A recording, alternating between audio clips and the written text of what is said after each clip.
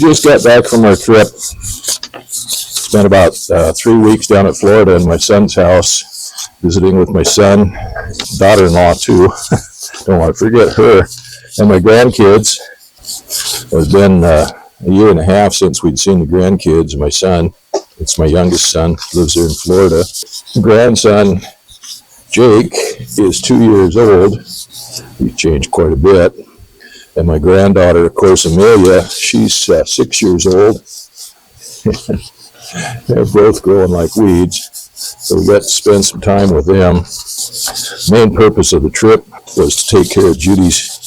She had a little spot on her nose that got a biopsy on that was diagnosed as cancer. So we went down to Florida and found a dermatologist there that specializes in that took care of it for her. And the doctor, teaser, she got her nose cut off despite her face. But it was on her nose, a bridge of her nose, and just a little patch on there, and the doctor was able to take it all off.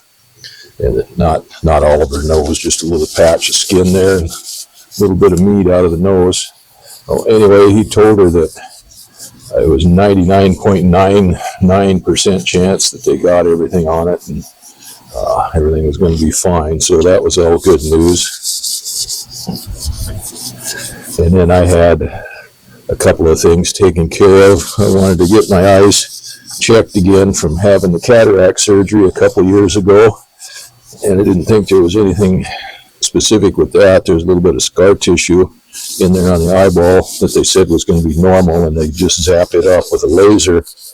But when they did the test, when they looked in my eye to check it out, they found I had a partially torn retina. So that turned out to be a good thing that I went and got that taken care of. They rushed me right over into a retina specialist and zapped my eyeball with a laser there.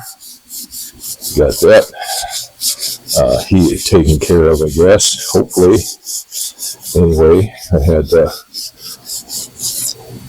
eyes taken care of and scar tissue taken care of in my eyeball from the cataract surgery, and so all of that turned out good. Had a car accident while we were down there in the rental car. There was a cement truck behind us, and he decided he wanted to go around us on the right-hand side. We were in a 3-lane road, and I was in the middle lane. He wanted to go into the far right-hand lane. Well, there happened to be another car there that was below his line of sight that he didn't see, and he banged into her in the back quarter panel, which knocked her into us. We call that a pit maneuver when they do it intentionally. The police departments and stuff do that. Anyway, it banged up our rental car and banged up her car. Nobody got hurt, which was a good thing. And the guy in the cement truck, he actually pulled over and took responsibility for it, where he didn't even do any damage to his car. If he'd have just taken off, nobody had been able to figure out who it was or anything else. So that was good. And then we flew back to Seattle and rented a car there, and then went down to the coast of Oregon to visit my middle son. We spent 2 weeks there at their place. We got a chance to visit them.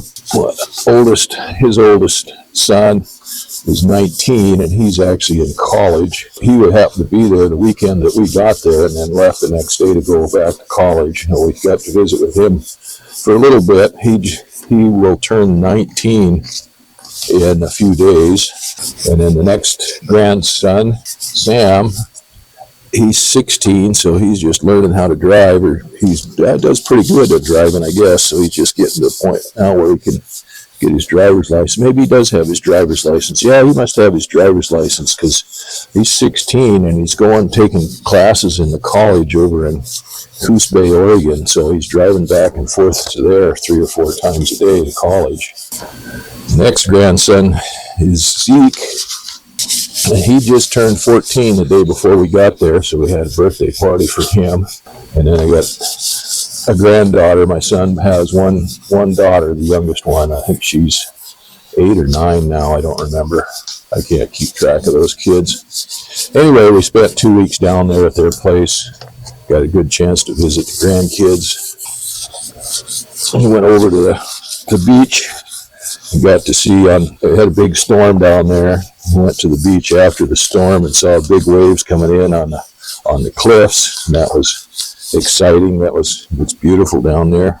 I'll give you Oregon coast is a special place.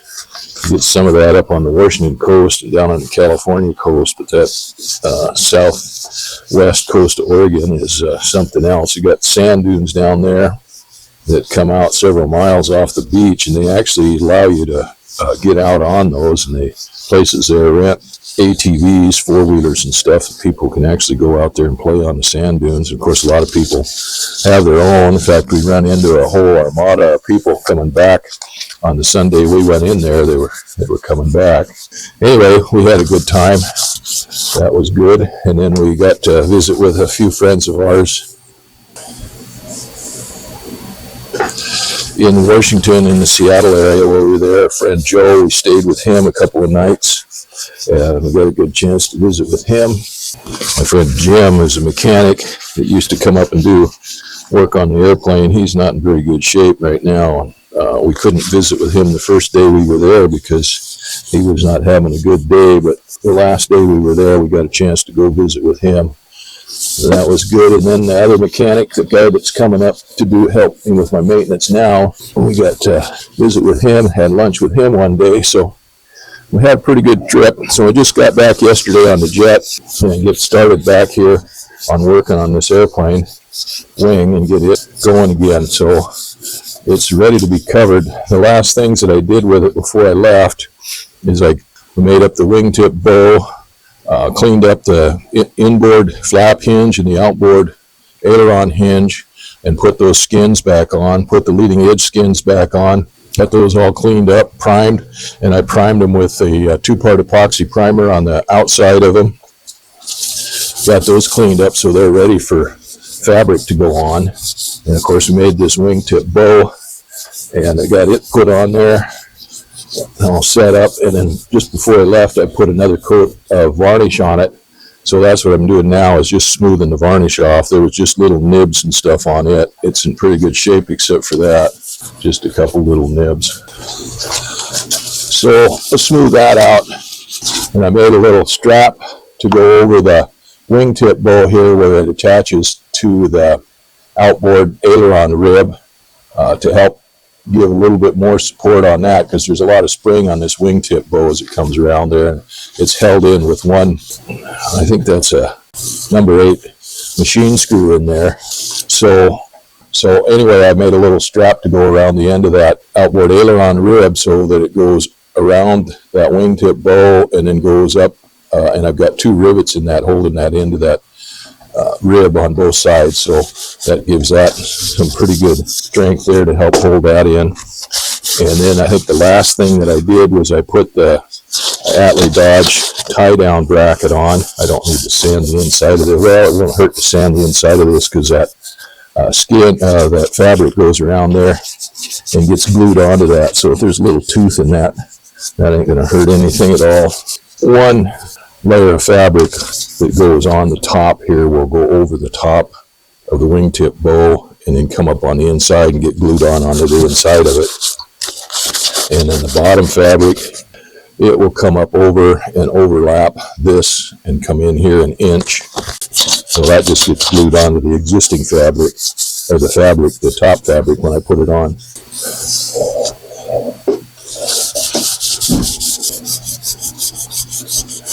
So I'm just going over this with some 320 grit sandpaper just to knock the nibs down on it. So that's good. That looks pretty good. So that was all pretty nice and shiny. Now I've knocked the shine off of it, but that doesn't matter because this is going to be all covered up with fabric anyway. But it's still got a good coat of varnish on it to protect the wood. Judy and my son helped me last night move this wing out here where I can work on it again. We had pulled it in the basement over here quite a ways, so there was room. My son stayed here and took care of the place while we were gone, and we wanted to make sure he had plenty of room in here to get to the shower and stuff. So now what I'm going to do is I'm going to go over this leading edge. Well, I guess what I'll do first is I'm going to run some tape on here because I'm going to tape this wing off, the ribs and stuff. I'm going to mask it off, and I'm going to spray this leading edge with some poly brush. They say in the book to go over the leading edges, the metal, with poly brush with a brush and put a good coat of poly brush over it. And that's what I did with the other wing when I did it. But even though it was cool in here and it gave the poly brush plenty of time to flow out, I still wound up with brush marks in it that translated through the fabric. If you don't put the poly brush down here, what happens when you put the fabric over, it's glued down here onto the leading edge, of course, but it's loose over the rest of it. And when you go to put the poly brush on to fill the weave, then as it goes down through there, it creeps underneath here and leaves voids in the poly brush, and it takes a whole bunch of coats to fill it in. It winds up with bubbles and stuff in it as the air is coming out of it. So if we put poly brush on, then when we put the fabric over it, it'll still slide over it while we're heat shrinking and stuff, but it will bond down to the metal without any air gaps in it once we put the fill poly brush in for the fill. So that's what I'm going to do now. So I guess, like I said, the first thing is to tape off where I don't want the poly brush. So I'm going to tape off these ribs.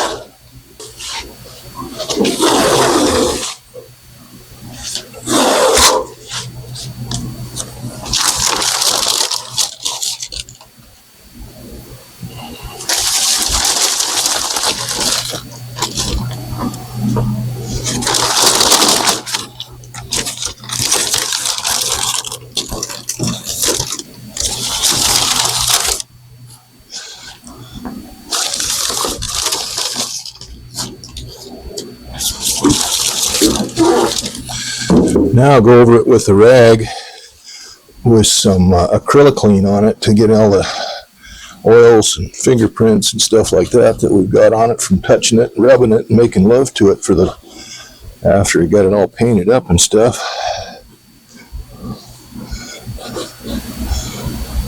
Alright, I dug out my poly brush and the reducer for it, and I'm pretty sure you reduce that 3 to 1. But I found another reducer in there that's, this is Polyfiber Reducer R65 to 75, which is the standard. Then there's some 75 to 80 or something like that for high temperature. But then I found some reducer that was E500, and I'm not sure what that's for. But anyway, like I said, I think you reduce that poly brush down 3 to 1. But I got to find my book and go through it to make sure I know what I'm doing. It's been almost a year since I did it, so it'd be a good idea if I go ahead and find the book. And I thought I had the book out here someplace, but I don't see it. So I'm going to have to look for that and figure out exactly what I need to do before I go off here half-cocked thinking I know what I'm doing. I better figure out what I'm doing for sure.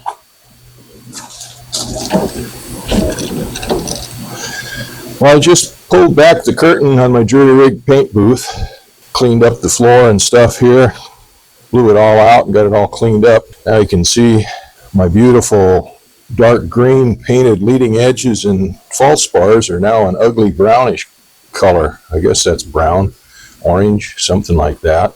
The Polyfiber book tells you to paint some polybrush on these leading edge skins, on all the metal skins and stuff that the fabric goes over, so that when the fabric comes over it and then you put the poly brush in the fabric, it bonds to this metal and you don't get bleed through on it. Well, I did that on the other wing and I still wound up getting some bleed through. I wound up getting some bubbles out of it where I had to go over it several times with poly brush to get it to fill properly. And then I don't know whether it transferred from the skin or not, but I wound up with some brush marks in it on the leading edges. So this time I decided to go ahead and put it on with the spray gun. Well, I started out here on the top side on the leading edge and got the false bar there and the inboard false bar with the flap false bar and coated those with a couple 3 coats of poly brush. And then I had my son help me flip it over and I did the bottom side. Well, the bottom side turned out a little better than the top side because I kind of messed up a couple places here on the top side on this leading edge anyway. I had my paint gun set wrong, and this poly brush goes on pretty wet. It's not like automobile paint. I wound up getting it on a little bit thick, and I didn't wait quite long enough between coats to put my second coat on there, and I wound up getting some runs on it. And it didn't look too bad until I turned it over and saw the other side, and the runs where it ran around the leading edge down on the other side. The false spar over there turned out pretty good, but anyway, when we flipped it over, I took some reducer and wiped it down, cleaned up the runs and stuff, and then I reset my spray gun and did a little different on the bottom side when I did it. So I made a couple other little mistakes here on the top side. I don't know what happened here, but it blistered, and the only thing I can think of, the paint underneath and everything blistered, and the only thing I can think of is somehow it was contaminated here, and maybe when I washed it down with the prep sol, maybe a little bit of the solvent or something got in there between the lap seam here, between the number 2 leading edge skin and the number 3 leading edge skin. I don't know, but anyway, that blistered out there, so I wound up wiping that all down with MEK and then sanded it out and cleaned it up real good, and then just I didn't worry about putting primer back over that. I just went ahead and sprayed it over with poly brush. And then I made another mistake that was a catastrophic error. Between coats, I went down to the shop, and I'd had a fire started in my shop in my hangar because we've been gone for a little over a month, and it's been damp, and everything was just was damp inside the shop. There was cardboard boxes that were wet and all my tools and stuff. So I had fires going in my shop and in my hangar, and then so between coats, while I was letting this set up a little bit so it wouldn't run so bad when I made the third coat, I hauled wood into the stoves. Well, I must have got some sawdust on my sleeves here where I didn't see it, and it came off in a few spots here on the leading edge. So anyway, I cleaned those up, and I recoated this top side here with a couple more coats afterwards. So it should be pretty good. So hopefully that'll be good. Well, we're not quite ready to put the fabric on yet. There's still a couple things I've got to do. The Piper drawings and instructions say to run tape diagonally up and down between these ribs to help keep them from moving back and forth when you put the fabric on, and to kind of stabilize them. One of the guys that watched my other videos said you didn't really need to do that. Well, it was only supposed to be on the wooden wings or something, but both the Piper drawings and the Polyfiber book shows to do that, to run the diagonal webbing between these ribs to help stabilize them and keep them from moving. And there's a lot of pressure on those ribs to move. When you put that fabric on there and you start ironing it out, that fabric starts shrinking, and that's going to pull. And, you know, if a person was heating it up uniformly over the whole thing, maybe it wouldn't pull asymmetrically. But when you start here, say in this bay, and then move down to that bay, and so on and so forth, that fabric, when it shrinks in this bay, it's going to pull this rib that way. And when it shrinks in this rib, it's going to pull this rib this way and this rib this way, and so on. So I think I've got to do that yet. I've got to lace those ribs. And then I've got to put anti-chafing tape. So we put anti-chafing tape over any sharp points or any protrusions that might wear through the fabric. So we've got all these screws here in the leading edge skins, top and bottom, have got to be taped over. All these seams here where the edges, the skins lap over each other, have to be taped. And then I've got to go in and find any other spots that maybe stick up, rough spots or anything like that stick up, like here, where there's a sharp edge right here where the skin meets the rib. Probably put a little bit on there. It doesn't have to go over the whole rib, but anyway, there's several places on here that need to be buffered. Put anti-chafing tape on so the fabric doesn't wear through it. I'll probably put some over this rivet on this tie down, this extra tie down that I put in there, because when I put that, I didn't have it on that other wing, and when I tightened the fabric up on that wing, it kind of scalloped between there, and it was kind of rubbing on that rivet a little bit. Not significantly, but a little bit. So anyway, there's some spots on here that we can use anti-chafing tape on just to make sure that like here on the trailing edge, of course you got screws here on these false bars and stuff. So anyway, that's the next step, is to get this all prepped to put the fabric on. And once I get this top side prepped, I can probably go ahead and cut the fabric out, maybe even put it on. So I'm going to do the same thing on this wing that I did on the other wing. I'm going to put the top fabric on first. So it's going to overlap, the bottom fabric is going to come up and overlap the top fabric, which is kind of opposite of what most guys do. They'll usually put it on so the top fabric overlaps the bottom fabric. But I want that seam up here just on the top side of the leading edge, because this wing, even if it was on wheels, it'd be up above your eye level. So you'd be looking at the bottom of the wing. But with it on floats and sticking on the dock and stuff, it's going to be way up above eye level. Actually, when it's in the water, the leading edge of the wing is right about eye level, or maybe even chin level. You got a duck to get under it when it's sitting at the dock, but it doesn't sit at the dock very much. Usually it's either on the ramp or flying. Anyway, that's the next project here, is to do a little bit more prep work on the wing to get it ready for putting the fabric on. So I want to make sure everything's right on here. And that way, when I go to sell the airplane, I can make sure and tell whoever buys it that everything was done right on it. It was perfect or better. So anyway, I'm going to go ahead and turn the camera off now and get to work, and then I'll show my progress when I get done.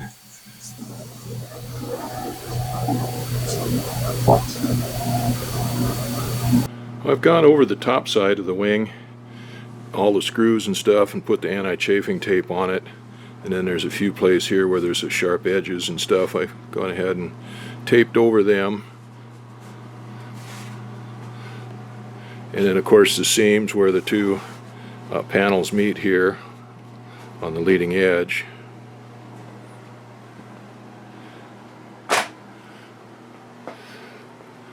Yeah, I went ahead and put some out here on these stub ribs where they stick out. They bend down a little bit, so the fabric doesn't really ride on those too much, but just in case it does, those are sharp edges on there. Now I tripled up and quadrupled up or something this rivet here on this tie down attachment. Got that all done. This is the patch here where it blistered up, where there was some contamination underneath it when I sprayed the paint on, or when I sprayed the poly brush on there, and it blistered up, and I knocked that all down. So that edge looks kind of mottled, but that's just kind of the way poly brush is anyway. Well, it's just a clear vinyl, and then you put red oxide pigment in there to tint it pink so that you can tell when you've got it on, kind of like the purple stuff when you put plastic pipe together, a purple primer on there. And that's mainly so that inspectors can see that there's actually primer and glue put on the joint. Anyway, that's kind of the way the pink stuff is in the poly brush. It's just a powder that they put in there to dye it, and it doesn't make a uniform color. Even when it's mixed up properly and thoroughly mixed and you brush it on or anything else, it still looks mottled when it goes on there. So there's places on there where it looks like it's real thin, but that's just the way it is. It's just the way it goes. It's never going to make a perfect, beautiful coat on there. So I've got the lacing put in between the ribs, and then I've got anti-chafe tape back here on the top portion of the false bars. So the top section is done for that. My son just came by. He stopped by, and he's taking the dogs out for his walk. So when he comes back, I'll have him help me flip the wing over. And we'll do the bottom side, and then I'll probably have him help me flip the wing over again, and then I can start laying out the fabric. Well, I got to put my paint stuff away now, get it out of the way. I'm not going to use it for a while. I've got the poly brush and the reducer and mixing cups and my paint gun and all that kind of stuff out here now. No, I'm not going to need it. This is the anti-chafing tape, and it is kind of like the old, let me see if I find a piece down here. I've got some stuff that I wasn't happy with that I cut off. There it is right here. So this is just exactly like, and maybe it's the same thing, I don't know, but it's like the old adhesive tape that anybody that's more than 60 years old probably remembers when they put bandages on and stuff. This is what they used to tape things on before they had the new plastic and the new types of adhesive tape that they use for that, strip surgical tape and whatnot. This is what the old school stuff, and that's pretty much like that. It's a woven cotton fabric with glue on one side of it. And this one wasn't too bad. I bought a roll of it when I got the new fuselage for the airplane. We went up to Anchorage to get at. Actually, we got the new fuselage in Birchwood, but for anybody that's not familiar with the area, Anchorage is close enough. Anyway, I bought all the supplies at Stoddard's in Anchorage, Stoddard Supply, and they sell Super Cub stuff. They're a Univair dealer, but they sell all of the polyfiber stuff and everything. I bought all the supplies and stuff for covering the fuselage of the airplane when I rebuilt it there, and I bought a roll of anti-chafing tape there. I used it on the fuselage liberally, and then I thought I had more than enough on it to do both wings, but I ran out before I finished the left wing when I was doing it, and I kicked myself in the butt for doing it, but I did use some masking tape on that to finish up. I didn't use very much. I used a little bit. So when I was getting ready to do this wing, I started looking around to order some more anti-chafing tape. I've got enough of everything else that I need to do this wing with, but I ran out of the anti-chafing tape, so I was going to order some. Well, I got to looking on eBay, and I found it on eBay for pretty cheap, less than half price, for 2 rolls. I bought 2 rolls of it, and like I said, about half the price of what I paid for 1 roll, plus free shipping on it, so that was a pretty good deal. Thought it wasn't going to be very good, but it turned out to be just fine, and it's actually better than the stuff that I bought new. So far, anyway, the way it's worked is it's coming off that spool just fine. The first 2 or 3 wraps on there didn't come up very good. The adhesive came off of the fiber, the cloth. It didn't do too good, but once I got past that outer roll, then it's doing just fine. And what happened with the roll that I bought new was, probably if you've ever used a friction tape, and not electrician's tape, but regular old friction tape, it's a cloth fiber too. But anyway, when you'd start pulling this stuff apart, it would start leaving strings and tearing. And a lot of times it's just right on the edge here, and you leave a string on there, and as you unroll it, it just keeps getting bigger and bigger. And see, this one's not doing that. This one is coming off there pretty good. And that's pretty tenacious glue on there. That stuff is sticking pretty good. I was just down, when we were down south, and I stopped by my mechanic's place, airplane mechanic's place, and he is, there it's coming off. He has a Citabria he's getting ready to do. He's got it all taped up and everything and ready to cover. And I noticed he was using surgical tape on it, I think, instead of this, and he was complaining that that stuff didn't stick very good. But I haven't had any problem with this stuff. It's sticking tenaciously. In fact, once you put it on there, you can't hardly get it off if you make a mistake with it. But I noticed on the other stuff it didn't stick quite as good as these rolls are, but as soon as you put the poly brush on it, it sticks just fine. It sticks long enough to get the fabric on and stuff, but it's a heck of a lot better than masking tape, that's for sure.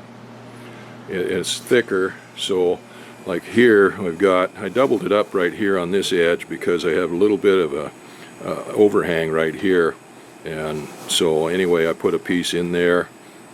I might even go put another piece in there to double up on that to make up for that overhang, because that fabric has a tendency to wear right there, and I had some fabric worn like that on the other wing.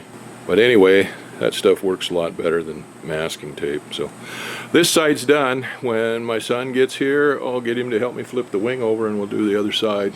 And then my clock says it's 5 o'clock, but it's daylight savings time today, so it's 6 o'clock, so everything's later than what it is. That doesn't make sense, but that's the way it is. All right.